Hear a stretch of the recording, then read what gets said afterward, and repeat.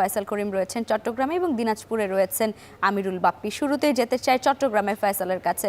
ফয়সাল, অষ্টম দিনের প্রচারণা আজ চলছে, কেমন দেখছেন চট্টগ্রামের পরিস্থিতি একটু জানাবেন।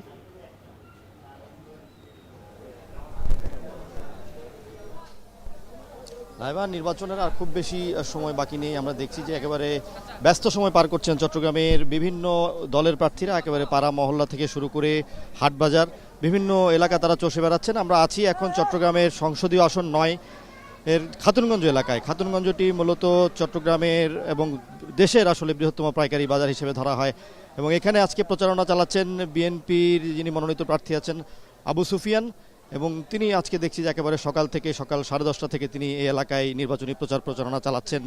এবং এখানে যেই ভোটার আছেন তাদের মূলত একটি উল্লেখযোগ্য অংশ ব্যবসায়ী আছেন, শ্রমিক আছেন, এবং এখানে অনেক বনেদি পরিবার আছে যারা চট্টগ্রামের এই ভোটার। এবং এই এলাকায় আমরা যতটুকু জানি যে 4 লক্ষাধিক ভোটার আছে এবং নারী এবং পুরুষ ভোটারের অনুপাতটাও সমান। তবে যিনি প্রার্থী আছেন তিনি এই এলাকায় বিশেষ করে যে খাতুনগঞ্জের যেই অবকাঠামোগত সমস্যাগুলো আছে, যানজটের যে সমস্যা এবং এখানে জলাবদ্ধতার একটি সমস্যা আছে, প্রতি বর্ষায় এবং জোয়ারের পানির কারণে এখানে জলাবদ্ধতা হয়।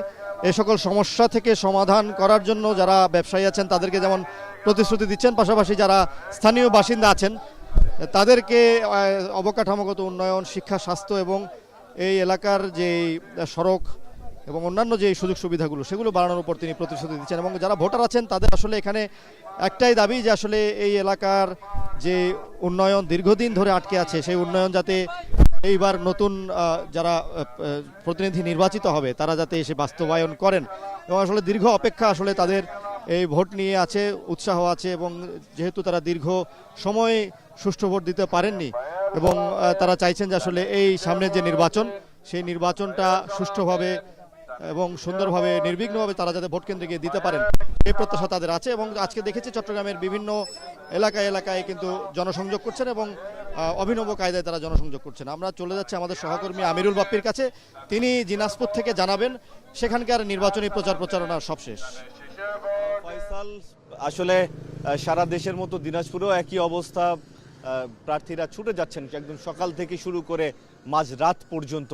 আমি কিছুক্ষণ আগে এখানকার যে 11 দলীয় দিনাজপুর 5-এর যে 11 দলীয় জোটের সমর্থিত এনসিপির প্রার্থী ডাক্তার আব্দুল আহাদ তার গণসংযোগের মধ্যে ছিলাম এবং তিনি দেখলাম যে একদম প্রত্যন্ত গ্রামে গিয়ে সাধারণ মানুষের কাছে দোয়া চাইছেন, ভোট চাইছেন এবং বিভিন্ন ধরনের নির্বাচনী প্রতিশ্রুতি সেগুলো দিচ্ছেন। এবং তারা বলছেন যে এইবার যদি তারা বিজয়ী হয়ে আসতে পারেন তাহলে এই যে পার্বতীপুর এবং ফুলবাড়ি এই 2 উপজেলা মিলে দিনাজপুর 5 আসন, এই 5 আসনের মানুষ যে অবহেলিত আছে বছরের পর বছর ধরে, অনেক প্রাকৃতিক সম্পদ থাকার পরও এটা ঠিকঠাক মতো কাজে লাগানো হচ্ছে না, এই জিনিসগুলোকে তারা কাজে লাগানোর জন্য যথেষ্ট বদ্ধপরিকর।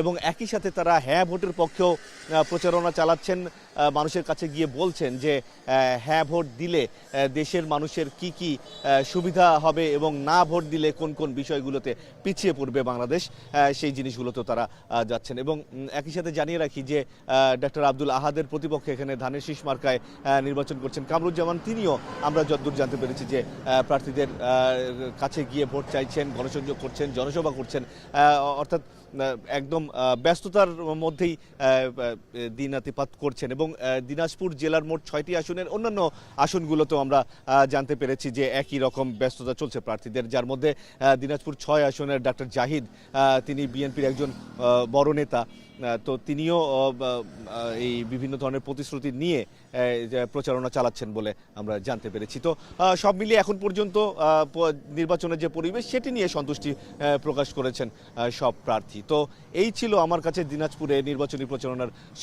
সবশেষ অবস্থা। ফিরে যাচ্ছি স্টুডিওতে। বাপ্পি, ধন্যবাদ আপনাকে। দর্শক, সারা দেশেই বইছে নির্বাচনী হাওয়া, জোরে সোরেই চলছে এবং